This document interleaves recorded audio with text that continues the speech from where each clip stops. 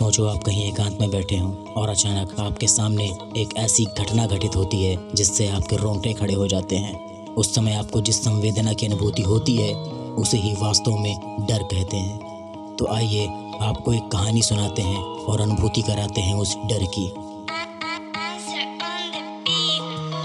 सुनसान रास्ता, अंधेरी सी सड़क, कोहरा घना था और सर्दी थी कड़क। चारों ओर जंगल और उड़ता सा धुआं, चिक चमका धड़की जाती थी भड़क। सांसें थी तेज, भयानक सा दौर था, दूर दूर तक कोई दिखता न ठौर था। मैं था अकेला और सुनसान रास्ता, मुझे लगता था मेरे पीछे कोई और था। ऐसा लगता था मैं भाग रहा हूँ पर रास्ता कटे ना कटे ये डगर।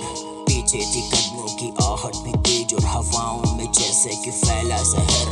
जब देखो पीछे कोई नजर न आता था, जाने कैसा डर आज मुझको डराता था। लगे बार बार कोई मुझको बुलाता था, क्या करूं मैं कुछ समझ न आता था। पेड़ों की सरसर आवाजें लगती भयानक थी आज। बारिश के थप थप थप पेड़ों ने छेड़ा डरावना राग। ये कैसा भयानक सफर, लगे कि मचा कहर। बाहर से था थरथराया पर अंदर से लगता था डर। इतने में मुझको दिखाई दिया कि कपड़े सफेद और लंबा सा कुछ। सांसें जहन में अटक सी गई और डर से मैं थर थर कांपा सचमुच।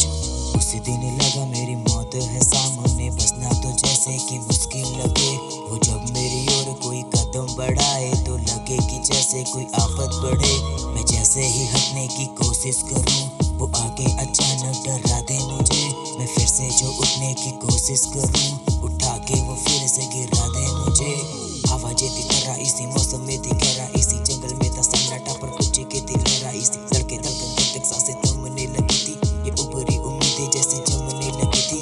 झरझर चलती बूंदे सरसरा के तूफानों से टकरा के ये हवाएं भी सहमने लगी थी। सांसें थमने लगी थी, आंखें जमने लगी थी, खामोशियां भी जैसे सहमने लगी थी। तभी अचानक दूर कहीं पर देखा मुझे कुछ उजियारा। उम्मीदों की राह जगी, मैं भागा होकर बेचारा। मैं दौड़ूं पर दौड़ न पाऊं कि लगे पैर थे सुन्न पड़े। सर्दी से हर हड्डी चटकी और दोनों हाथ भी थे अकड़े। तभी अचानक सांस रुकी और डर से एक चीख निकली। गिरा मैं बिस्तर से नीचे अचानक, दिल जय मां जब आंख खुली। हाँ हाँ हाँ हाँ हाँ हाँ